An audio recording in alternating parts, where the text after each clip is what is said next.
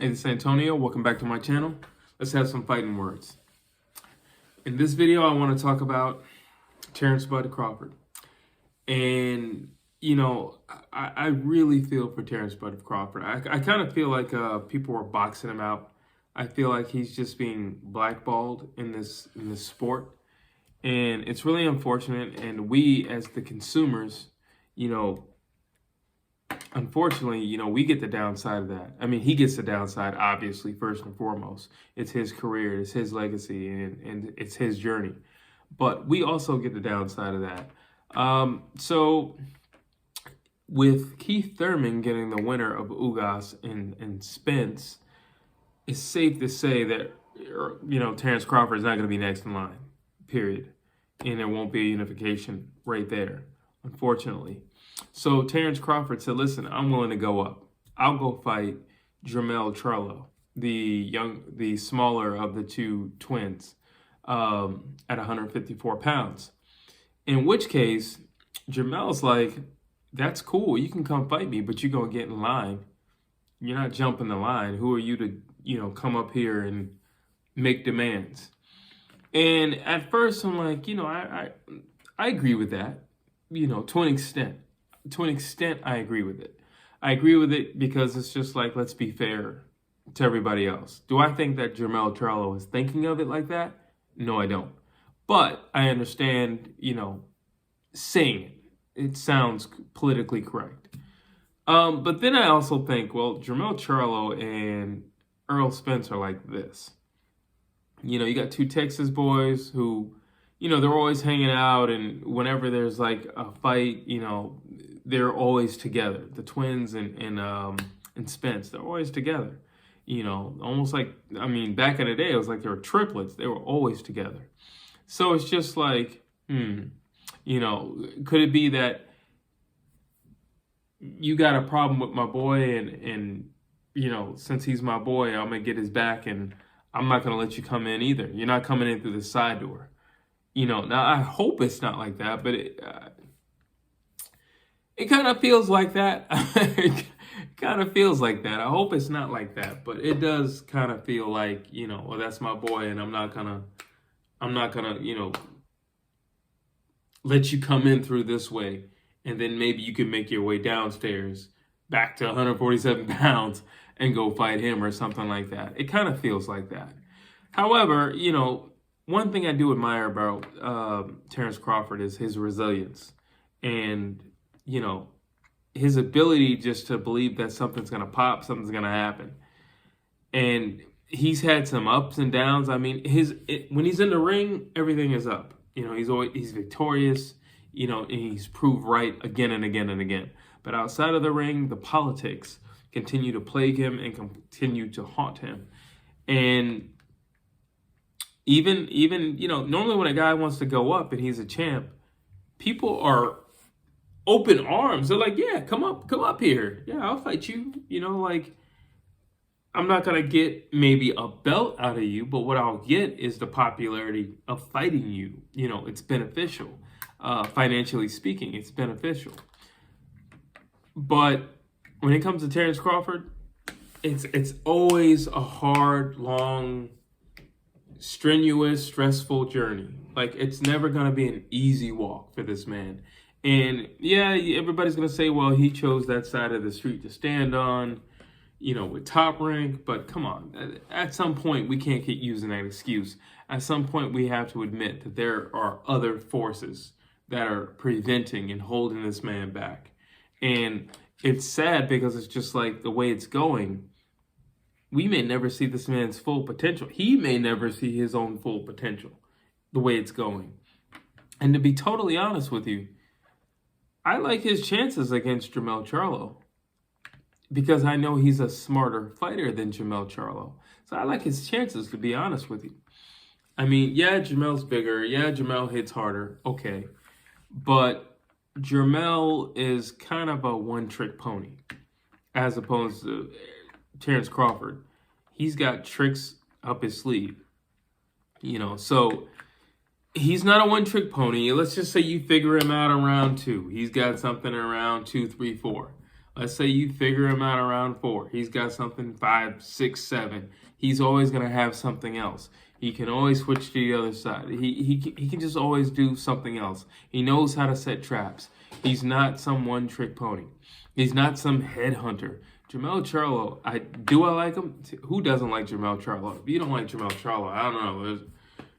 Are you sure you like boxing? Because he gives you what you want to see. You want to see excitement. You want to see somebody press to action. It don't get much better than Jermell Charlo.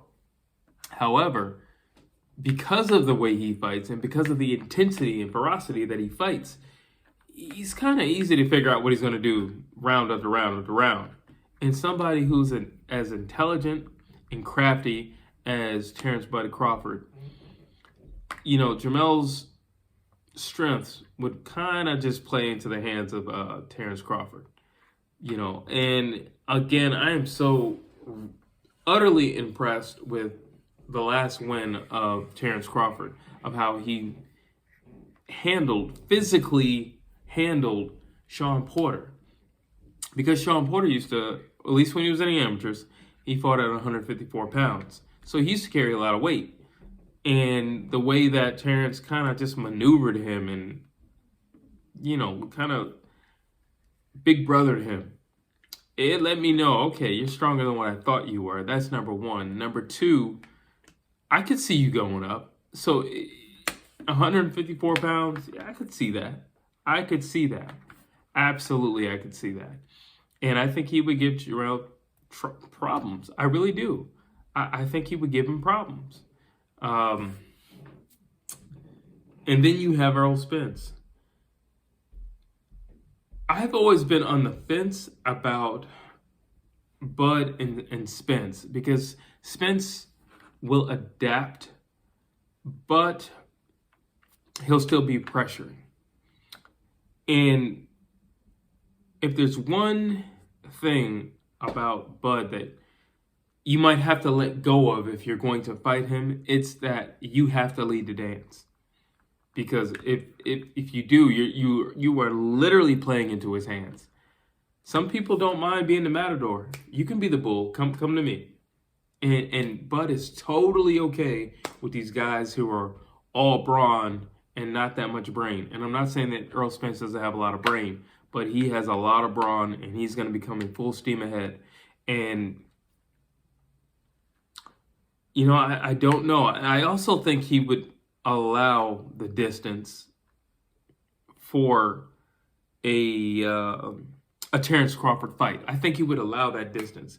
So Errol Spence has a thing where he'll do whatever his opponent does. If you want to fight, we'll fight, but we're going to fight at my pace, which is a high pace. Errol Spence is high intensity, high pace, high value, everything. So if you want to fight, we're going to fight, but it's at my pace. You want to box, we can box, but it's at my pace.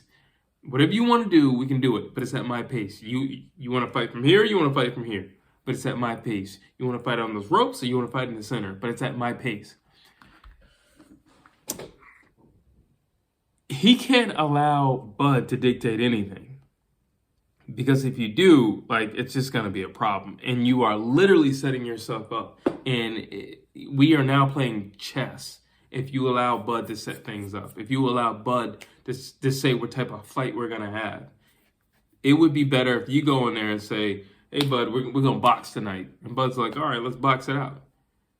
You know, but do not let Bud Crawford dictate what kind of fight we have. And then let him dictate the range of that fight. Don't do that. Do not do that. You know, so I feel like something like that, and again, that's a mental thing, but now I don't know if Errol Spence does that because he just wants to show the world how great he is, where he can adapt to any style. It could be that. Or he could just say, you know what? I'm in a dog fight. Let me unleash the dog. It just could be that.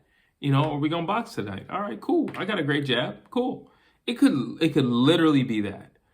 But what I'm saying is, with Bud, you can't allow Bud to dictate those things, because what Bud will do is change it up so subtly and you've been thinking, well, we've been doing this, and then out of nowhere, Bud's like, yeah, we're doing this now. And can you keep up with the pace of adapting to him? That's a question, because I think Bud definitely has more skill than Errol Spence. When it comes to Errol Spence, it's just tenacity. He's ferocious. He's tenacious. He's not going to stop. He's literally like the Terminator. Dude's not going to stop. And then you have Bud, who he's a thinking man. He can punch, but he's a thinking man. He likes to set traps. So I never really thought that Bud was a big puncher, to be honest with you. I just think he's so great at setting traps, like Lomachenko. Lomachenko's not a big puncher. It's just that he's so great at setting traps. People fall into the traps. They get hit. They go down. Even with Bud, they just kind of walk into things. Sean Porter just walked into something. These guys just get... When Terrance Crawford fought Kell Brook walked into that. And then in the back room, Terrance Crawford told us, like, yeah, well, I've been setting you up for that. And, you walked into it. So the way Spence fights, I could see trouble. I could see... On the flip side, just to be fair, Bud's chin has always worried me. It's always in the back of my mind. I always think, he gets clipped, he may not get up. In the back of my mind. So when you're fighting Jermell Charlo, I know Jermell Charlo's got a chin. That dude can take a punch. The Tony Harrison fight, that dude can take a punch. The Castano fight, that dude can take a punch. He's not worried about getting knocked out. He's not worried about that. Sometimes his cardio can be a little iffy, but when it comes to his chin, he's good. He's solid there. Now with Bud, can Bud Crawford take a Jermell Charlo punch? Probably not. Can he take a sustained attack from Jermell Charlo? Probably not. Can he take it from Errol Spence? Probably. Because Errol Spence is not a big knockout artist. Errol Spence is just going to beat you up until you submit, until you just fall under the pressure that is Errol the True Spence. That's what he's going to do. But Charlo, I don't know, though. I don't know. Either way, I wouldn't be mad if Terrance Crawford were to go up, because I actually think he could hold his own with a lot of those guys. And he has shown that he can get stronger. So, because I definitely think he can go to 154 pounds. I would not want him to go past 154 pounds, but I definitely think he could make his bones at 154 pounds. And I hope this is not a thing of Terrance just being boxed out or being forced into submission and saying, well, you got to sign with the PBC or else. I hope that it's not some mafia tactic like that. I hope it's not that. That's all I can say is I hope it's not that. But the way it's looking, it's just going to be a rough road for him. He's always had a rough ride in this sport, and yet he continues to grind and he continues to show his greatness in the sport. So you guys tell me what you think. Do you think that Terrance Crawford is being boxed out? Or also, do you believe that he could go up and compete at 154 pounds? And what are your thoughts on Terrance Crawford versus Spence today? Spence with the eye injury and Spence post-car flipping over 15,000 times. Give me your thoughts. Drop them down below. And as always, please like, please share, please subscribe.